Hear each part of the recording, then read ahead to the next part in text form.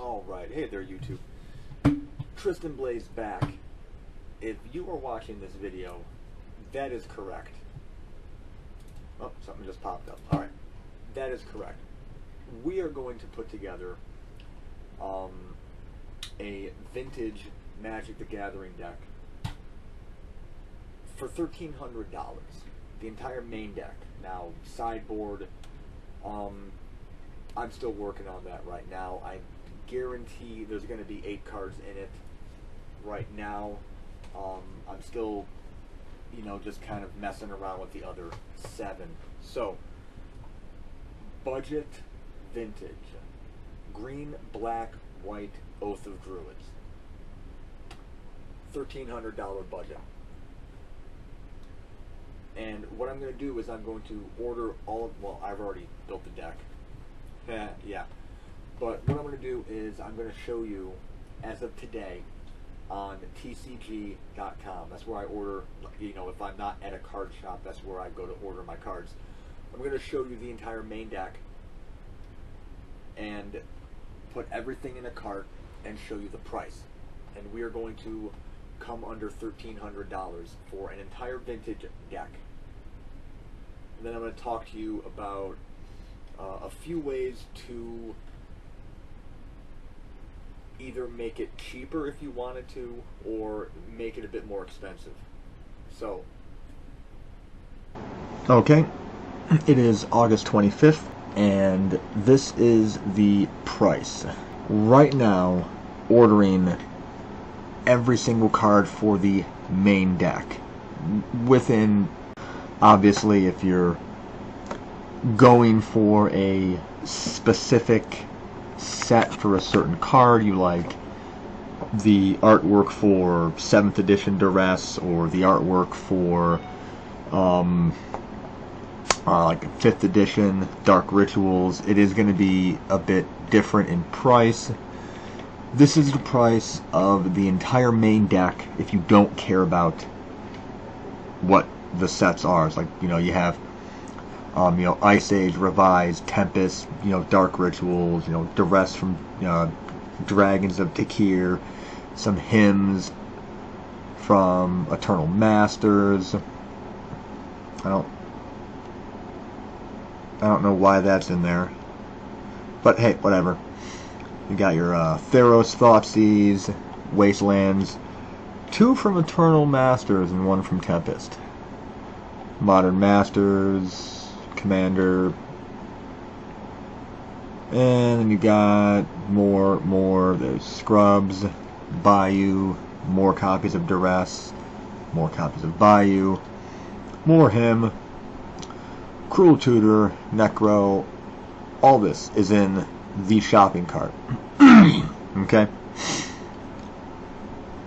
all of that. There we go. A little bit more. Oh, there we go. Last one right there. That's the entire deck. Main deck, that is how much it is.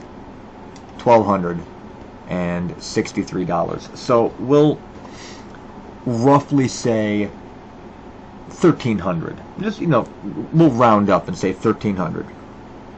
Let's start with our mana base first. 4 Verdant Catacombs, green-black fetch land. If you want it to be cheaper, any black-based fetch land would do. So Bloodstained Mire, Polluted Delta, and those 2 probably would be a bit cheaper than Verdant Catacombs. Last time I checked. 3 copies of Bayou. Got mine in Revised. 2 copies of Scrubland. These are your white mana sources. 2 basic swamps. I go full art because why not? 1 basic forest.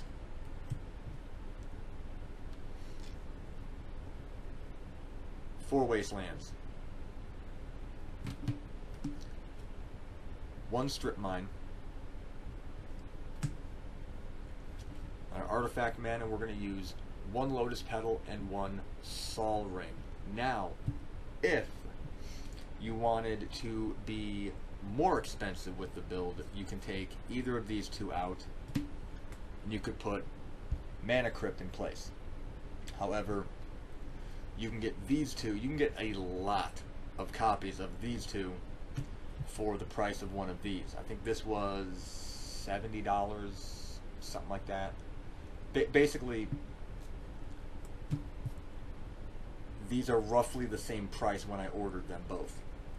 So, and then 4 copies of Dark Ritual. There's your mana base. You're wondering, you're playing Oath, where's your Forbidden Orchard? That's coming. Don't worry. We're going to move on to the Disruption package. This right here, your Disruption package. This is what actually helps the deck really work. Notice, we're not running any Moxen, no Lotus, no Black Lotus. Okay? That's because our Disruption package is going to help. So you're going to get 4 copies of Duress. Very, very simple. Non-creature, non-artifact, so rip out combo pieces. Rip out basically anything that will slow you up in the deck. 4 copies of Thoughtseize. 4 Hymns to Torok. Random discard is always brutal. Doesn't matter what format you're playing. I run these in Legacy packs, and they're just as brutal. In Vintage, literally every card is there for a reason. So a well-placed Hymn to Torok can really wreck someone for a few turns. And to follow all that up, 4 Null Robs. Every artifact that has an activate ability is basically just shut down all artifact mana production. Which is why we only have 2 artifacts in the deck. Well, 2 artifact mana producers in the deck. Combo. 4 Forbidden Orchards. Tap it, any color mana. Your opponent gets a 1/1 colorless spirit token. Follow it up with Oath of Druids. You read the card. At the beginning of each player's upkeep, the player chooses target player who controls more creatures than he... This is from Commander, by the way. Which is why it's very wordy. Than he or she does, and is his or her opponent. So, upkeep. You need to target your opponent. So, any type of Ivory Mask effect will not let you trigger Oath. Bear that in mind. The first player may reveal cards from the top of his or her library until he or she reveals a creature card. If he or she does, that player puts that card into play, and all other cards revealed this way into his or her graveyard. So basically, play this using mana from this, having no creatures in play. Then you flip up one of these. So, what are the creatures? 1, oldie but goldie, Spirit of the Night from Mirage. Old school. This was the second block that came out that I played with. I started in Ice Age block. This was the block that came after it. So, Spirit has stood the test of time. Hellkite Overlord, which for 1 red mana, you can pump. Give him +1/+0. He has an 8/8 flying, trample, haste. No first strike though, but hey. Now, if you wanted to, you could take this guy out for Rorik's Bladewing from Onslaught block. Well, from the set Onslaught, from that block. In terms of lowering the budget, that's $1, $2, maybe. It's not really massively expensive to get one of these. But it does have Regenerate, green-black, which isn't our colors, so why not? And then Iona. You like to play the color blue. Well, let me just oath her up real quick and call blue. If you can't get your hands on Iona, go ahead and don't drop your cards. You can use a Chroma Angel of Wrath, and actually replacing Hellkite Overlord, you can use a Chroma Angel of Fury for that too. So you could use a couple of different creatures for the deck. Again, this is a more, I would say for budget vintage, this would be a more optimum build in terms of the creatures. You got two beaters basically with Hellkite Overlord and Spirit of the Night. You want to go really old school, you could go Ancient Hydra. Yeah, you could do that. Well, not as old school as Spirit of the Night, but old school Oath decks, basically. You could go with that. Tutor base. Here is where some of the money gets shaved off, and you do suffer a tempo loss.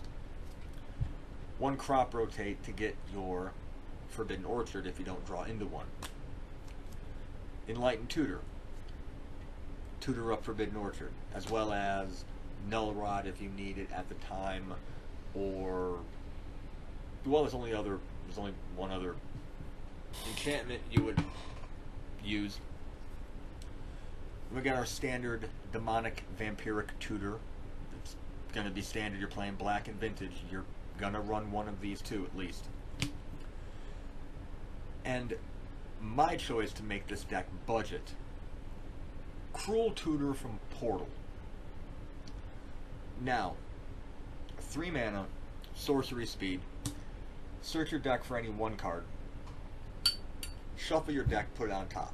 So it's a 3 mana Vampiric Tutor at sorcery speed. Pay 2 life for it. About $30 a piece, I think, was what I paid for Cruel Tutors. If you wanted to make a stronger tutor package for the deck, you would go with a starter set Grim Tutor. It's still 3 mana, but it's 2 black and a colorless versus 2 colorless and a black.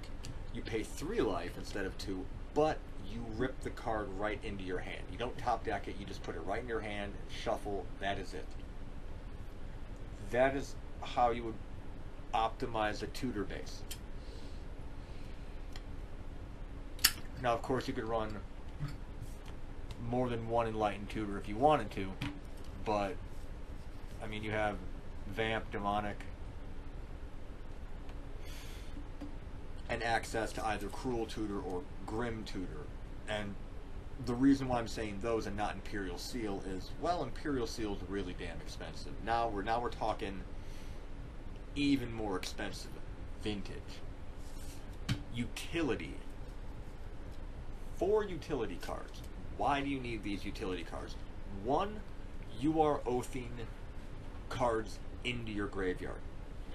If you have to Oath of Druids 4 times, you have to activate Oath of Druids 4 turns in a row, you are going to deck yourself.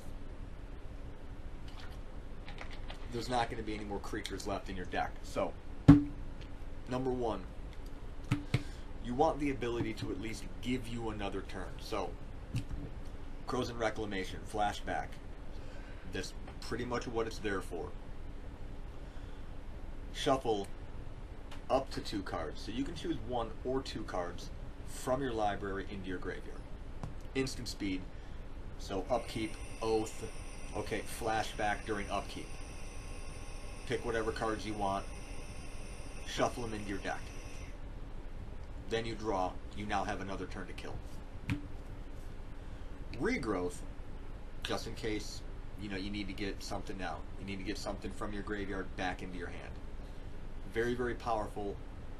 Restricted, I think this and I believe Fast Bond, if I'm not mistaken. I'm trying to think what green cards are What green cards are restricted in Vintage? It's not a question you're asked every day. I know Fast Bond and I know Regrowth are restricted. I'm blanking on any other green card. I don't think, no, Crop Rotation is not restricted, I know that. But I'm blanking. But so, that it tells you it's a very powerful card, especially when you combine that with Yogg Will. Play any card, play cards from your graveyard as though they were in your hand, and if cards that are put into your graveyard that turn get removed from the game. So basically, every card in your graveyard now has flashback equal to its mana cost, and you can play land. So you can play effect land and crack it, play a strip mine and nuke a land.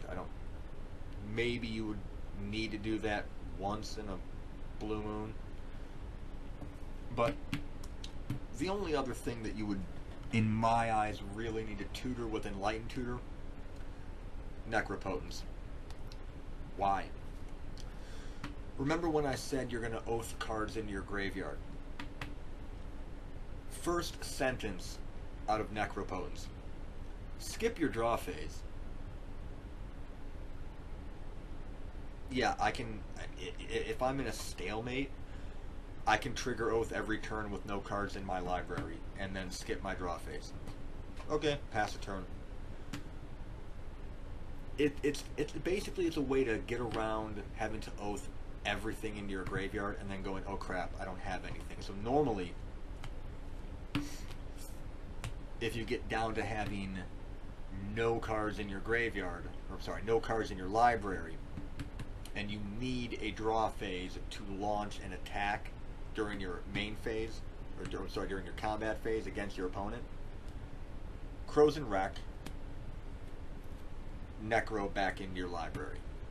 Draw Necro, play Necro, and that way, if your opponent has some type of a way to survive that attack, you can do it all over again the next turn. So, $1,300, Oath of Druids, Vintage legal. It's Vintage legal, and I know I've seen deck lists that were very similar to this one that took, I believe, I think it was top 10 or something. It was in a Vintage tournament, mind you, but they were like top 10, I think. And they also had a Mox Jet in their build. But I'm not that rich, okay? So no Mox Jet, just your basic mana base, some duels, fetches, and very powerful Vintage cards.